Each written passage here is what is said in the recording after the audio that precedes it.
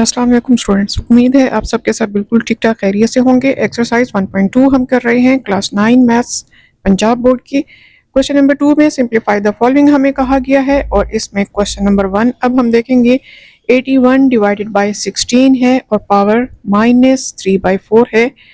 इसका सॉल्यूशन हम देखते हैं। क्वेश्चन को मैं एज इट इज पहले लिख लूँ। 81 डिवाइडेड बाय 16 पावर में है -3/4। जब भी सिंप्लीफाई विद फॉलोइंग कहा जाए तो क्वेश्चन हमें खुद बता रहा होता है कि करना क्या है।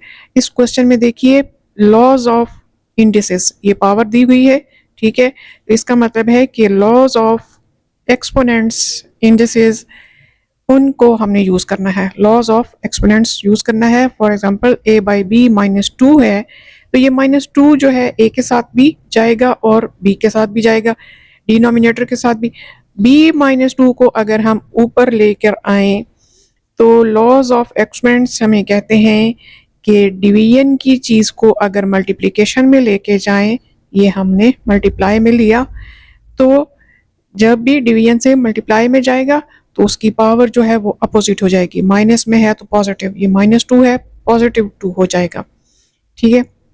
इसी तरह ये a की पावर 2 ये डिनोमिनेटर में जाए, अगर यहाँ पर डिनोमिनेटर में नीचे आई, मल्टीप्लाई हो रही थी, डिवाइड में आ जाए तो इसकी पावर भी अपोजिट यहाँ हो जाएगी, यानी कि +2 हो जाएगी।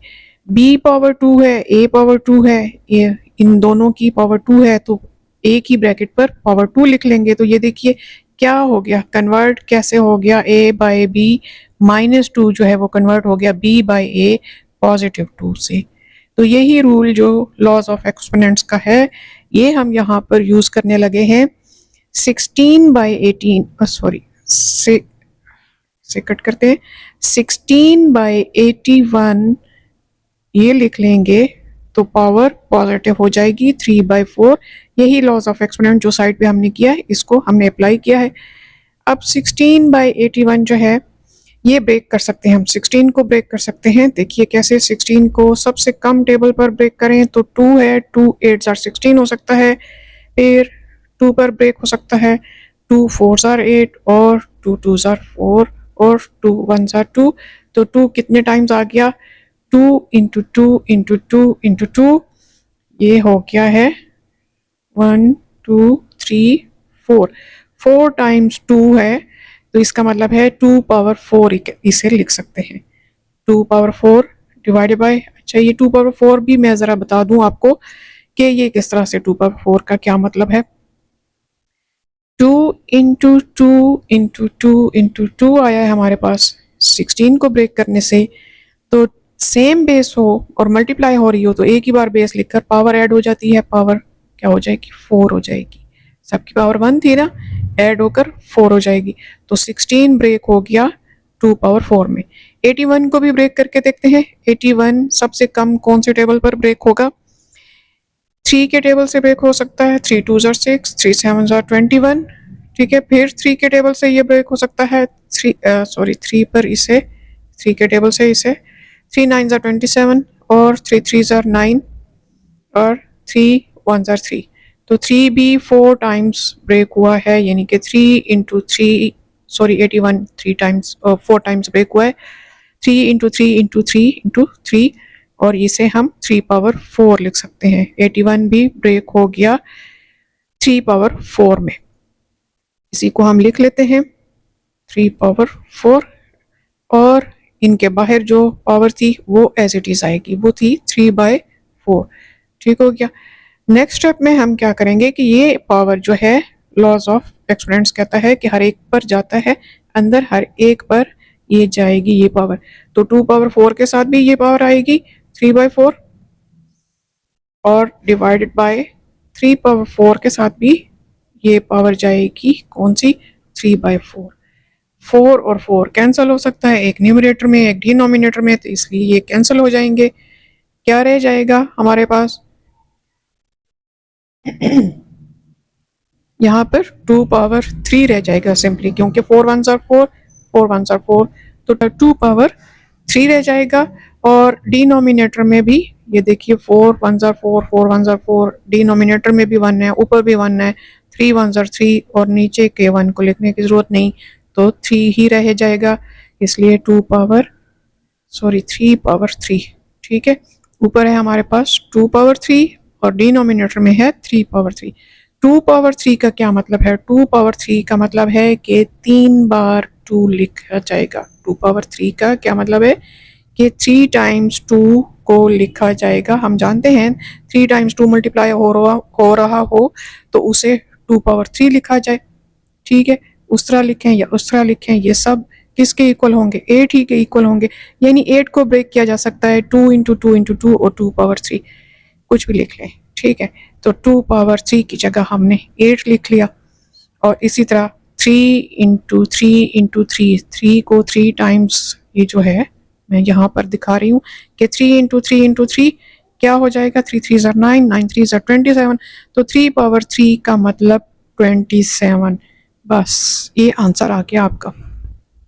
सिंपली हमने लॉज ऑफ एक्सपोनेंट्स ही यूज किए हैं। ठीक है, नेक्स्ट पार्ट की तरफ आते हैं। एक्सरसाइज 1.2 क्वेश्चन नंबर 2 हम कर रहे हैं और इसका सेकंड पार्ट, इसमें भी पावर्स के रूल्स ही यूज होंगे। 3/4 पावर -2 है, डिवाइड साइन है, 4 डिवाइडेड बाई 9 पावर 3 है, मल्टीप्लाई 16/27 है। क्वेश्चन को एज इट इज मैं दोबारा लिख लूँ पहले सोल्यूशन में, फिर हम इसे आगे सॉल्व करते हैं। 3/4 power -2 divide sign 4/9 power 3 multiply 16/27। अब यहाँ पर लॉज ऑफ एक्सपोनेंट्स जो हैं वो कौन से यूज होंगे? हम जानते हैं लॉज ऑफ एक्सपोनेंट्स को पहले लिख लूं कि क्या क्या यहाँ पर यूज होने लगा है। पावर जिसे कहते हैं, हम नॉर्मली पावर का नाम इस्तेमाल करते हैं एक्सपोनेंट्स जो होते हैं। ठीक है, तो इस रूल को हम यहाँ पर देखते हैं। 3/4 जो है, अगर इसे हम 4/3 कर दें तो पिछले पार्ट में हमने देखा है पावर पॉजिटिव हो जाती है। अब नेगेटिव हो तो पॉजिटिव हो जाएगी, पॉजिटिव हो तो नेगेटिव हो जाएगी। अब यहाँ पर ये जो डिवाइड साइन है इसे मल्टीप्लाई साइन में कन्वर्ट कर दें तो आगे की फ्रैक्शन उलट हो जाएगी, 9/4 हो जाएगी और पावर पॉजिटिव ही रहेगी। यहाँ क्यों पावर पॉजिटिव रहेगी, क्या वजह है? यहाँ ये वजह है कि मैंने एक्सपोनेंट्स का लॉ यूज़ नहीं किया बल्कि डिवाइड साइन को मल्टीप्लाई कर दिया है। तो ये वाला एक अलग रूल है कि डिवाइड साइन को जब मल्टीप्लाई कर दें तो आगे वाला फ्रैक्शन उलट हो जाता है, 9/4 हो जाएगा। एक्सपोनेंट तो वैसे का वैसे रहेगा। एक्सपोनेंट वाला लॉ तो हमने यूज़ ही नहीं किया, लॉज ऑफ एक्सपोनेंट नहीं यूज़ हुआ बल्कि डिवाइड को मल्टीप्लाई किया है। ठीक है, अब यहाँ नेक्स्ट स्टेप में नेक्स्ट टर्म में हम जो 16/27 है, 16 को ब्रेक कर लेते हैं। ये 2 के टेबल से ब्रेक हो सकता है। 2 8s are 16। ठीक है, और फिर 2 4s are 8 और आगे 2 2s are 4, 2 1s are 2, तो ये हो जाएगा 4 टाइम्स 2। ठीक है, 16 ब्रेक हो गया है 4 टाइम्स 2 यानी कि 2 पावर 4। इसी तरह 27 को ब्रेक करते हैं। सबसे कम टेबल कौन सा जा सकता है? 3 का जा सकता है। 3 9s are 27, 3 3s are 9 और 3 1s are 3, तो 27 ब्रेक हो गया 3 टाइम्स 3 में यानी कि 3 पावर 3। ये 27 की जगह आ जाएगा 3 पावर 3। नेक्स्ट स्टेप में हम देखते हैं कि ये जो 2 है, लॉस ऑफ एक्सपोनेंट क्या कहता है कि अंदर सब पे जाएगा। ठीक है, पावर अंदर सब पे जाएगी, तो 4 पर भी पावर 2 आएगी और 3 पर भी पावर 2 आ जाएगी। मल्टीप्लाई 9, 9 जो है इससे हम ब्रेक कर सकते हैं और इसका भी मैं ब्रेक दिखा दूं आपको यहाँ पर साइड पर रफ वर्क में। ये 9 को हम 3 3s are 9, 3 1s are 3 यानी कि 3 टाइम्स 3 जो है यानी कि 3 पावर 2, ये 9 लिखा जा सकता, 9 की जगह लिखा जा सकता है और 4 को 2 पावर 2 की शक्ल में लिखा जा सकता है यानी कि 2 इंटू 2 क्या होता है? 4 होता है। इसे 2 पावर 2 की शक्ल में लिखा जा सकता है। 4 को 2 पावर 2 की शक्ल में लिखा जा सकता है। देखिए कितनी शक्लें हैं लिखने की, 2 इंटू 2 वो भी 4 है, 2 पावर 2 वो भी 4 है, तो 4 की जगह हमने 2 पावर 2 लिखा है। ठीक है। अच्छा, अब इन सब पर पावर है 3 की, उसे एज इट इज लिख लेते हैं, और 2 पावर 4 और इसे भी 3 पावर 3 एज इट इज लिख लेते हैं।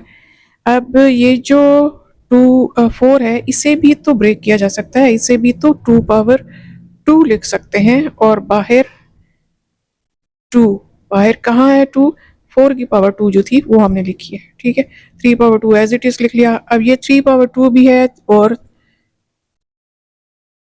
3 भी है, तो मल्टीप्लाई होकर 2 टाइम्स 3 6 हो जाएगा। 2 पावर 2 भी है, 2 पावर 3 भी है, ये भी मल्टीप्लाई होकर 6 हो जाएगा। पावर्स आपस में मल्टीप्लाई हो सकती हैं। ठीक है, एक ही बेस पर दो पावर्स हैं इसलिए वो मल्टीप्लाई हो गई। इनको एज इट इज लिख लेते हैं। नेक्स्ट आगे ये देखिए, सब 2 की बेस में आ चुके हैं, 3 की बेस में आ चुके हैं। पूरा क्वेश्चन हमारा 2 की बेस में और 3 की बेस में आ चुका है, और हर एक की अलग अलग अपनी अपनी पावर है। ये 2 पावर 4 हो जाएगा, क्योंकि सेम बेस पर दो पावर हो मल्टीप्लाई होते हैं। अभी हमने पिछले स्टेप में भी यही देखा है कि सेम बेस पर दो पावर हो मल्टीप्लाई होते हैं। ये 3 पावर 2 हो जाएगा, और ये 2 पावर 6 है। ये सब कुछ वैसे का वैसे ही हम लिख रहे हैं, लेकिन इन सबको एक ही लाइन पर लिखा है। यहाँ पर अलग अलग लाइंस हैं, इधर एक ही लाइन में लिखा है। जब भी इस तरह से फ्रैक्शन आपस में मल्टीप्लाई हो रहे हो, अगर ऐड हो रहे हो फ्रैक्शन, तो एलसीएम लेने के सिवा कोई चारा नहीं होता हमारे पास। ऐड हो रहे हो फ्रैक्शन, लेकिन अगर मल्टीप्लाई हो रहे हो एक ही लाइन में लिख सकते हैं। लिख लिया हमने, एक ही लाइन में, एक ही लाइन में लिख सकते हैं। अच्छा जी, आगे नेक्स्ट 2 पावर 4 है, 2 पावर 6 है, 2 पावर 4 है, तो ये सब आपस में एक ही लाइन में लेके आते हैं। 2 पावर 6 जो है डिनोमिनेटर में है, इसे भी ऊपर ही ले आते हैं, तो 2 पावर 4 और ये वाला 2 पावर 4 भी साथ ले आएंगे, क्योंकि मल्टीप्लाई में हम आगे पीछे कर सकते हैं। 2 पावर 6 को ऊपर लेकर आए, तो लॉज ऑफ एक्सपोनेंट्स में जो है, लॉज ऑफ एक्सपोनेंट्स हमें क्या कहते हैं कि डिनोमिनेटर से न्यूमरेटर की तरफ जब लेकर आए, तो साइन जो है एक्सपोनेंट का वो अपोजिट हो जाता है, माइनस हो जाएगा, -6। ठीक है, और 3 पावर 6 इसे एज इट इज लिखे, डिनोमिनेटर वाला न्यूमरेटर में आ रहा है, तो इसकी पावर जो है वो अपोजिट साइन हो जाएगा। ये भी ऊपर न्यूमरेटर में आ रहा है, तो इसका साइन भी अपोजिट हो जाएगा, यानी पॉजिटिव था। डिनोमिनेटर में क्या रह जाएगा, सिंपल 1 रह जाएगा, क्योंकि बाकी सब कुछ ऊपर जा चुका है। अब सब 2 की बेस में है, 3 की बेस में है, सेम बेस हो पावर ऐड होती है। 2 की बेस में है जो सब, वो सब यहाँ पर पावर ऐड हो जाएगी, 4 + 4 -6 मल्टीप्लाई। ये सब 3 की बेस में है, पावर ऐड हो जाएगी, 6 - 2 -3। ठीक है, तो यहाँ पर 2 क्या होगा, 4 + 4 8 -6, और यहाँ पर 3, इसकी पावर क्या होगी 6 -2 -3 ऐड हो जाएंगे -5, क्योंकि सेम साइन वाले ऐड होते हैं। ठीक है, इसलिए -5 हुआ है। 2 पावर 2 6, 8 -6 2, और 3 पावर 1 6 - 5 1। अब 2 पावर 2 क्या होगा, 2 पावर 2 हम जानते हैं कि वो 4 के इक्वल है, और 3 पावर 1 3 के इक्वल है। 4 3 12, बस सिंपल ये आंसर आ गया हमारे पास।